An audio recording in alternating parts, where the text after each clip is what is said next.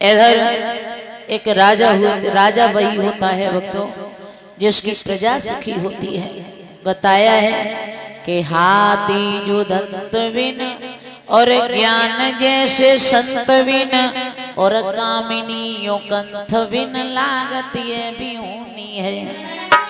जैसे हाथी के दांत ना हो तो वो शोभा नहीं देता है, जैसे संत के पास ज्ञान ना हो वो शोभा नहीं देता है, जैसे औरत का पति ना हो चाहे महाराज लाख श्रृंगार करे वो शोभा नहीं देती है।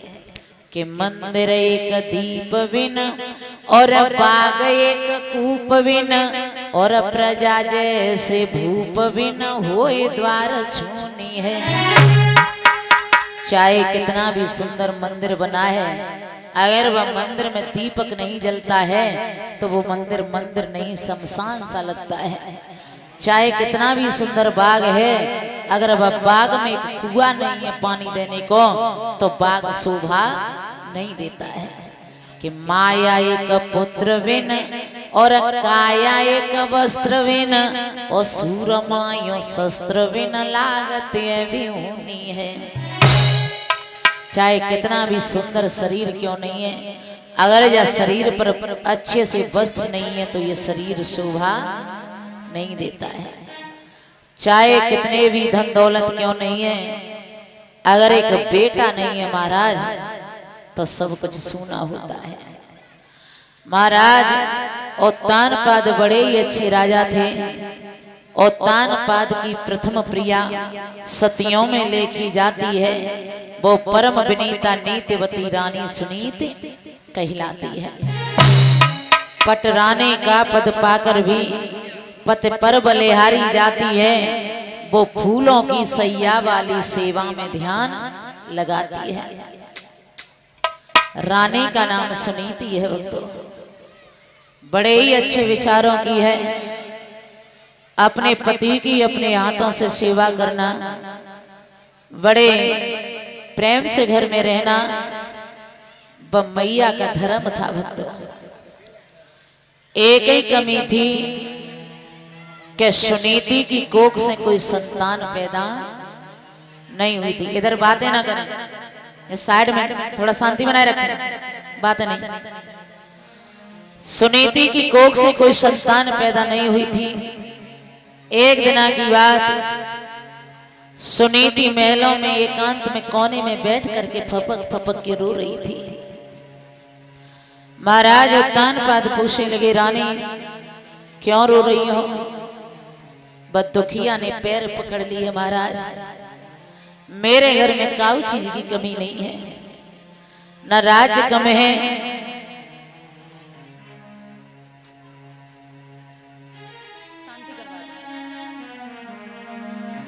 मेरे घर में न पैसा की कमी है न प्रेम की कमी है, एक ही कमी है महाराज। और सुनीति रो करके एक बात बोली है, प्रियतम कि मेरे घर एक बेटा हुई जा तो मेरी शिव चिंता मिट जाती।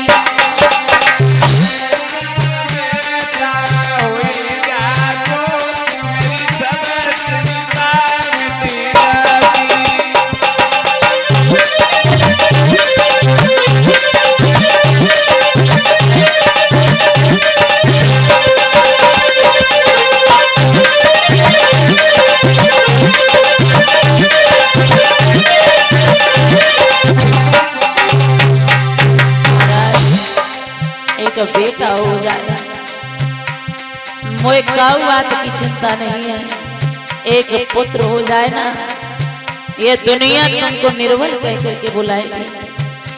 और चाहे कितनी भी धन दौलत हो महाराज, एक बेटा नहीं होता है ना तो सब सुना होता है। और बोली है वो माँ कि मेरे घर एक बेटा हुई जा तो मेरी सेवा दुविधा मिट जाती।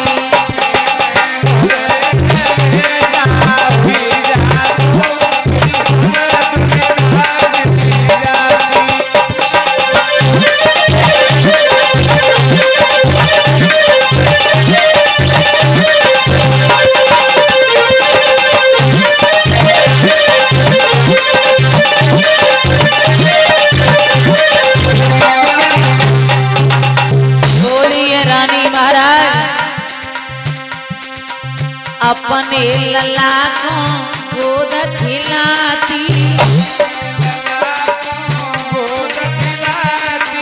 अपने लला को गोद खिलाती, हंसी हंसी की बड़ो लाड़ू लड़ाती, हंसी हंसी की बड़ो लाड़ू लड़ाती,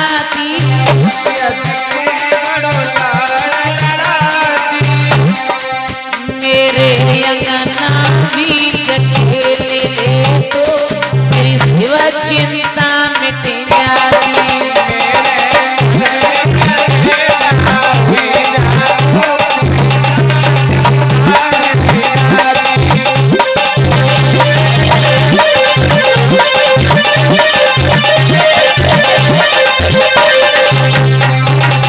और बोलिए मैया करो तो एक उम्र कन्हैया, तो नहीं रोती आजू जी मैया, करो तो एक उम्र कन्हैया,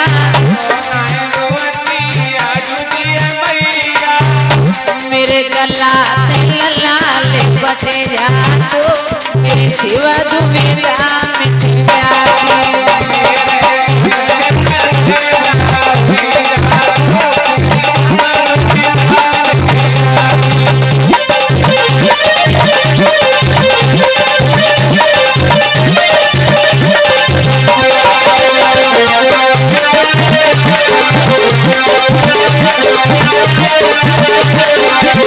कोई पुत्र नहीं है। और दानपाद कहने लगी रानी बेटा नहीं है तो क्या हुआ, हम तो बड़े भाव से रह रहे हैं, प्रेम से रह रहे हैं, घर में किसी भी बात की कमी नहीं है। रानी कहने लगी महाराज मेरी एक बात मानो, तुम दूसरी शादी कर लो। और दानपाद कहने लगे रानी तुम नहीं जानती हो जो एक म्यान में दो तलवार नहीं रह सकती, एक राजा की दो रानी एक साथ नहीं रह सकती। जो घर में आएगी वो तुम्हारी सौत कहलाएगी। और सौत कितनी भी अच्छी हो ना, है मौत बुरी लेकिन अच्छी है, मौत बुरी लेकिन अच्छी है। कई बार तो आती है जिस सौत मौत ते बहुत बुरी छाती दिन रात जलाती है। महाराज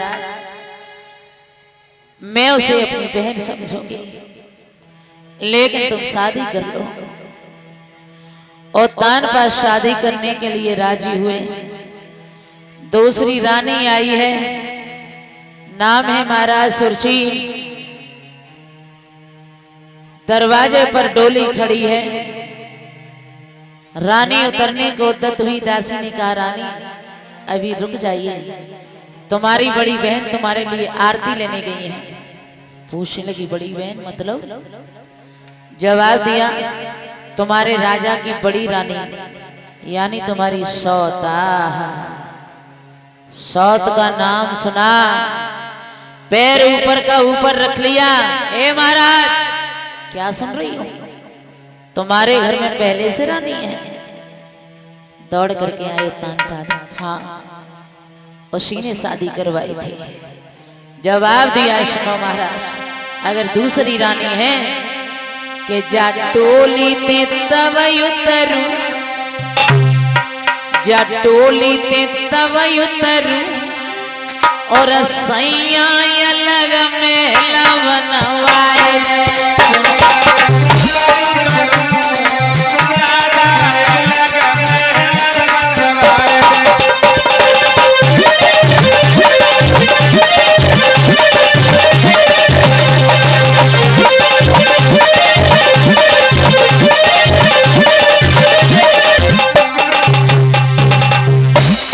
रानी कहने लगी महाराज तुम्हारी बड़ी रानी और मैं एक साथ रहूं कभी नहीं हो सकता है।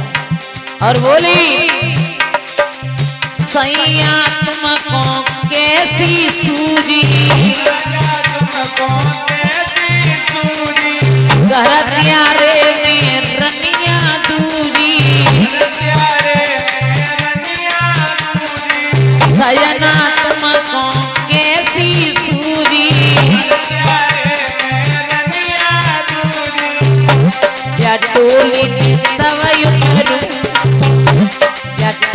के तब उतरू राजा ये लग में लवनवाए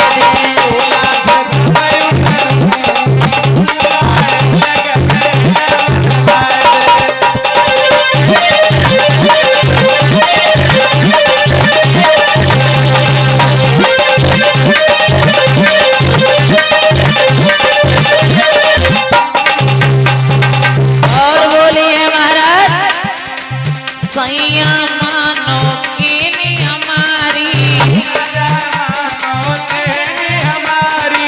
कर देव हमें सौंपते न्यारी राजा मानो बात हमारी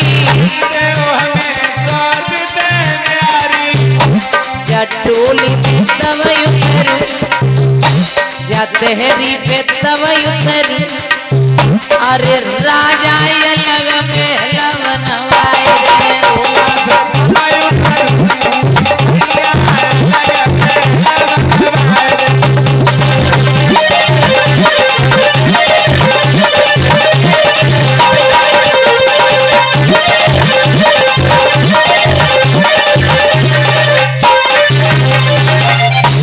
बिलक बिलक करके पुत्र होगा उसे अपना बेटा समझ करके पालोगे। खींच करके लात को दिया थाली कहीं गिरी ना और वो लात अब मैया के कलेजे में जाकर के लगी।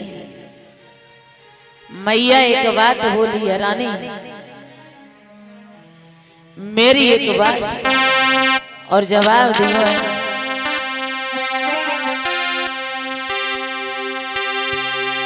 कि मेरे पेट में मारी लात बेनी तो इनमें का दया नहीं आई रे और मेरी कोखी में पत्थरा पर बेनी तू तो न सकी जियाई रे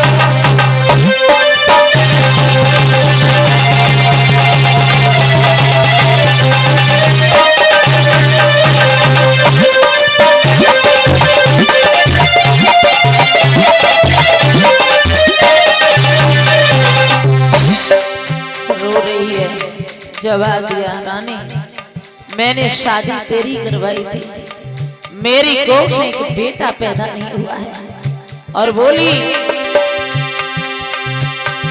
मेरी कोख में पत्थर मारो लला न सकी जियाई मेरी कोख में पत्थरा पर कूद न सकी जियाई रे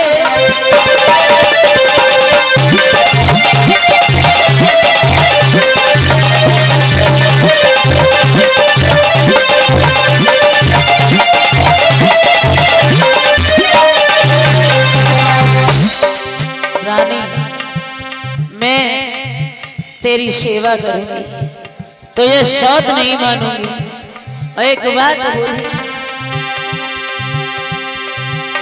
एक करके घर को काम सहेली पानी भर के लिया और तू सोवेगी पलका पे तेरे शाम को पैर दवा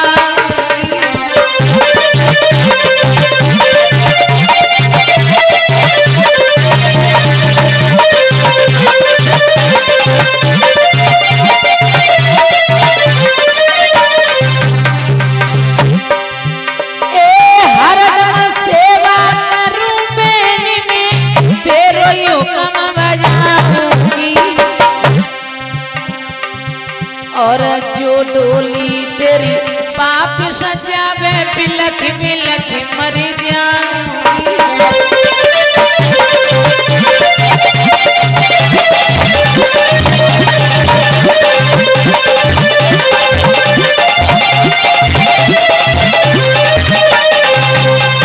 सुनीति बिलख बिलख करके रानी मैंने ही तेरी शादी करवाई थी।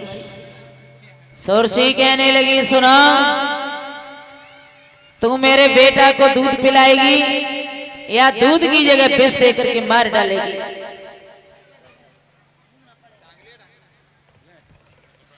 जवाब दिया है रानी, महाराज जैसा हम कहते हैं, अगर तुम्हारी रानी उस बात पर राजी हो जाए तो हम तुम्हारे यहाँ उतर जाएंगे। कहने लगी बताओ रानी कैसे रहना है? तो बोली सुनो, जाए नील लहंगा देऊ गजी की साड़ी,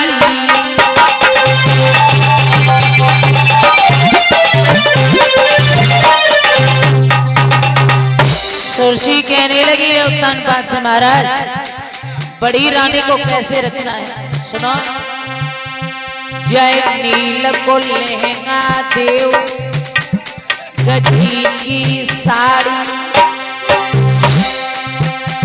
मेरे आटा पे सैया करियो थारी।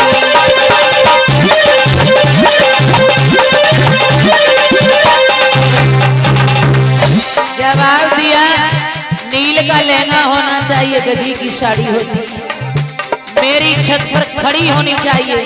फिर क्या करेगी?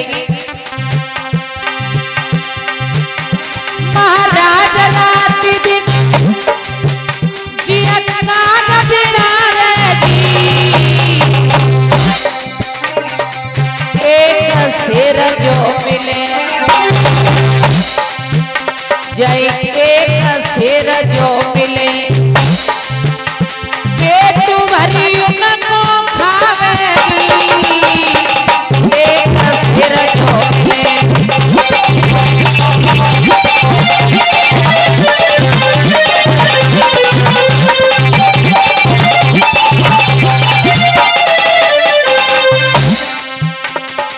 तेरो जइयो सत्यानाश, सौतिने दुर्गति करे डारी, तेरो हुइयो सत्यानाश, सौतिने दुर्गति करे डारी।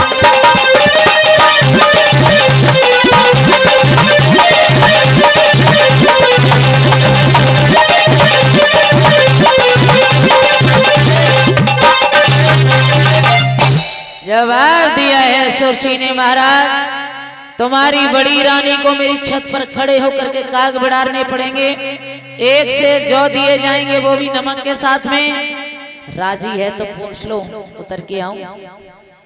रानी कहने लगी मुझे मंजूर है। आज सुरची उतर के आई